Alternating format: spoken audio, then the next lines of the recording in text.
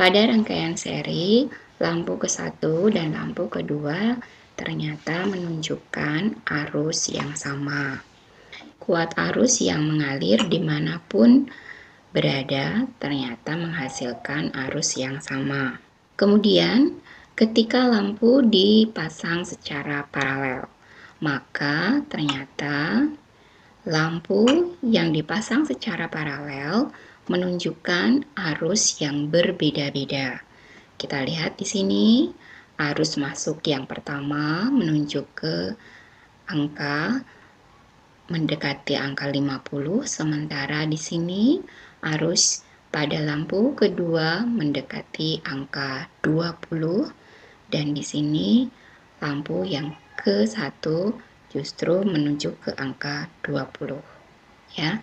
Jadi arus yang masuk sama dengan arus yang keluar dari titik percabangan. Nah, karena di sini terdiri dari 2 cabang, berarti nanti arusnya terbagi menjadi 2. Masing-masing arusnya tergantung dari hambatan yang ada pada lampu 1 dan juga lampu yang kedua. Nah, rumus hukum Kirchhoff adalah sigma I masuk atau jumlah arus yang masuk sama dengan jumlah arus yang keluar. Ini artinya jumlah arus yang masuk di titik percabangan sama dengan jumlah arus yang keluar dari titik percabangan. Contoh soalnya seperti ini. Kita lihat di sini. I masuknya adalah 40 ampere. Ditunjuk. Kemudian titik percabangannya adalah P dan titik percabangannya adalah Q. Jadi ada 2 titik percabangan di sini. Untuk yang P berarti arus yang masuk sama dengan arus yang keluar.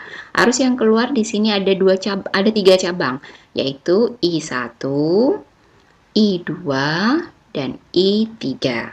Sementara pada titik cabang Q berarti arus yang masuk adalah I1, I2, dan I3.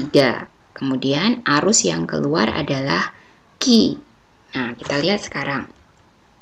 Jika arus yang masuk adalah 40 ampere, kemudian I1-nya 25 ampere, lalu I2-nya 10 ampere, berapa I3-nya? Nah, rumus hukum Kirchhoff adalah sigma I masuk sama dengan sigma I keluar. Artinya, yang masuk sama dengan yang keluar. Karena yang masuk 40, maka yang keluar pun 40. Jadi, otomatis yang Q ini terjawab. Jadi yang masuk 40 berarti yang keluar pun maka hasilnya 40. Kemudian untuk mencari I3. I3-nya berapa? Jumlah I masuk sama dengan jumlah arus yang keluar. I masuk sama dengan I1 ditambah I2 dan I3. Kenapa seperti itu? Ini lihat. Jadi I masuknya terbagi menjadi 3 cabang. Sehingga yang keluar adalah I1 ditambah I2 ditambah I3. Masukkan angkanya masing-masing, I1 25, I2-nya 10, dan I3-nya kita belum tahu. Maka hasilnya I3 adalah 40 dikurangi 35, sehingga hasilnya adalah 5 ampere. Ya. Sekarang contoh soal perpaduan antara hambatan pengganti dengan hukum Kirchhoff. Kita lihat di sini. Kuat arus yang mengalir pada hambatan 6 ohm. Kita lihat 6 ohm ada di sini. Jadi ini 2 hambatan terpasang seri, kemudian ini 2 hambatan terpasang seri, tetapi dia paralel terhadap 6 ohm. Nah, sekarang berarti kita selesaikan yang serinya dulu di sini. Nah, kita selesaikan berarti 2 ditambah 4. Maka hasilnya adalah 6 ohm. Jadi rangkaian seri hambatan penggantinya R3 ditambah R4 sama dengan 4 ditambah 2 ohm sama dengan 6 ohm. Kemudian ini paralel terhadap hambatan 6 ohm. Maka berarti rumusnya 1 per RS, hasil ini 1 per RS ditambah 1 per R5. Ini seumpama kita ibaratkan ini R5. Jadi ini R1, R2, R3, R4, dan ini R5.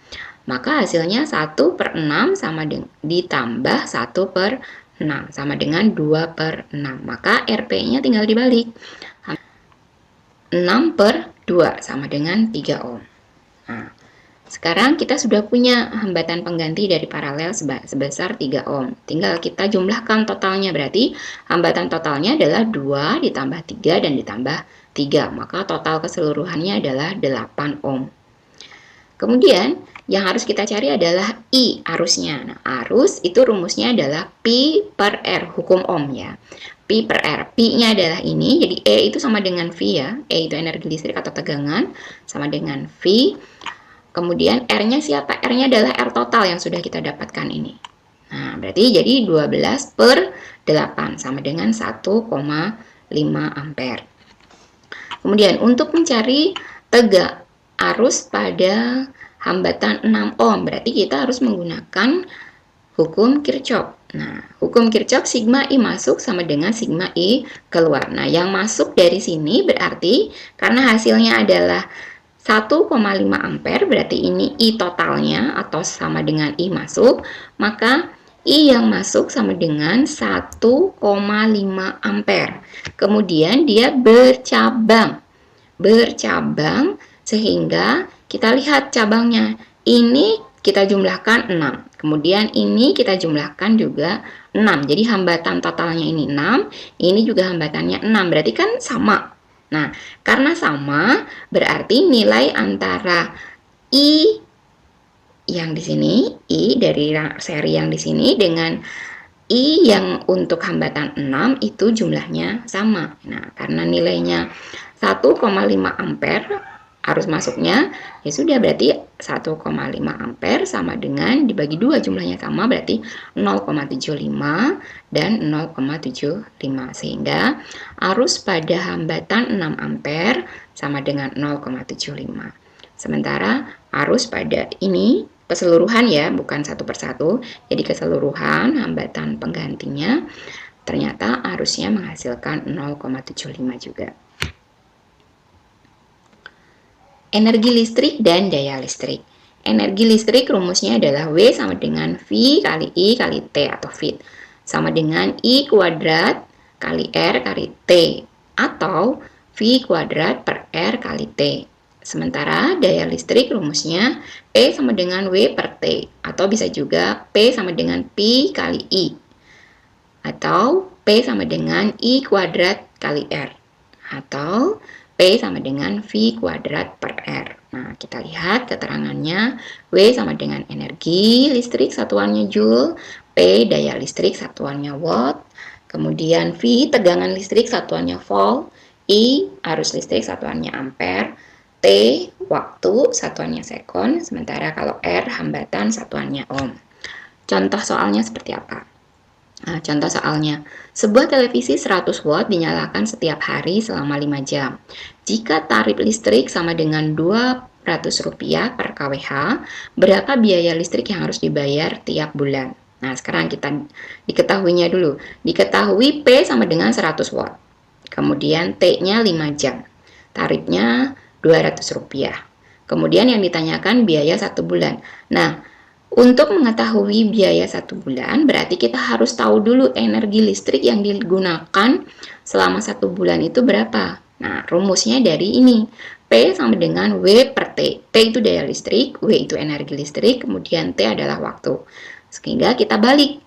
Yang kita cari adalah energi listriknya, berarti W sama dengan P kali T. Nah, contoh di sini, karena P-nya 100 watt, berarti 100 watt dikali 5 jam. Bu, kenapa tidak pakai satuannya sekon? Tidak perlu. Kenapa? Karena nanti kita sudah rubah satuannya menjadi jam. Nah, ini 100 kali 5, hasilnya adalah 500. Maka satuannya adalah watt hour, jadi watt jam. Ya. Kemudian kalau dirubah menjadi kWh bagaimana? Tinggal dibagi 1000. Jadi K itu kan kilo, berarti dibagi 1000. Jadi 500 dibagi 1000 hasilnya 0,5 kWh. Karena 1 bulan ada 30 hari, berarti hasil energi 1 hari dikalikan 30 hari. Sehingga 0,5 kWh dikali 30 sama dengan 15 kWh. Baru 15 kWh ini dikalikan tarif listrik per kWh sebesar Rp200, sehingga hasilnya 15 kWh dikali Rp200 sama dengan 3.000. Ini hanya contoh ya. Kemudian contoh soal yang berikutnya.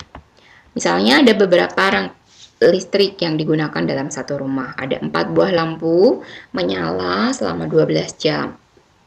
Daya listriknya 10 watt. Kemudian setrika daya listriknya 300 watt, menyala selama 3 jam per hari. Rumusnya seperti tadi.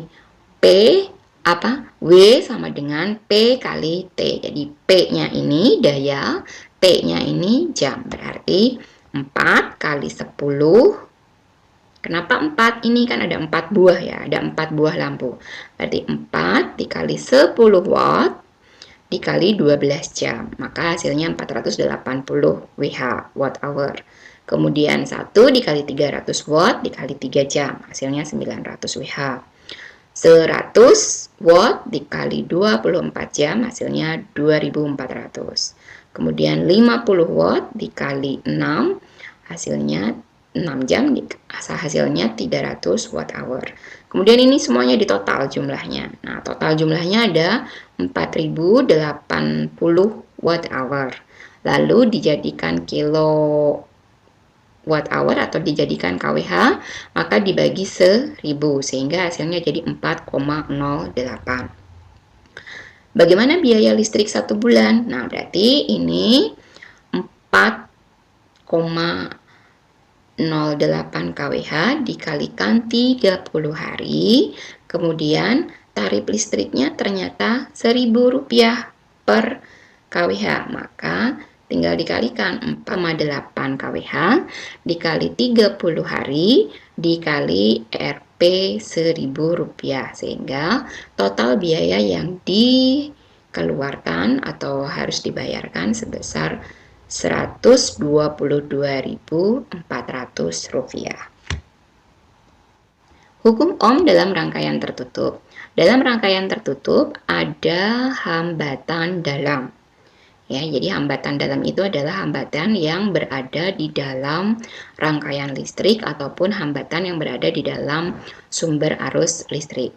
Nah, ini pun harus dihitung sehingga rumusnya hambatannya GGL-nya atau energi listriknya sama dengan P ditambah I dikali R, atau tegangan jepitnya sama dengan I kali R atau I dikali R kecil. Ohm 6 ohm, kemudian ini 1 ohm, kemudian tegangannya adalah 10 volt, lalu tegangan dalamnya 0,4 ohm. Nah, pertanyaannya banyak. Nomor 1, hambatan pengganti. Berapa hambatan penggantinya? Berarti kita harus selesaikan dulu yang paralel. 1/9 ditambah 1/6. Maka hasilnya adalah, kita samakan penyebutnya, 9 sama 6 disamakan penyebutnya jadi 36. Sehingga 36 dibagi 9 hasilnya 4, kemudian 36 dibagi 6 hasilnya 6. Maka 4 ditambah 6 sama dengan 10/36.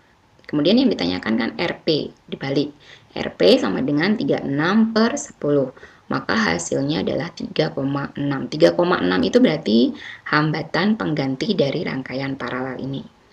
Lalu kemudian hambatannya ditambah dengan yang di luar ini, yang seri. Berarti 3,6 ditambah 1.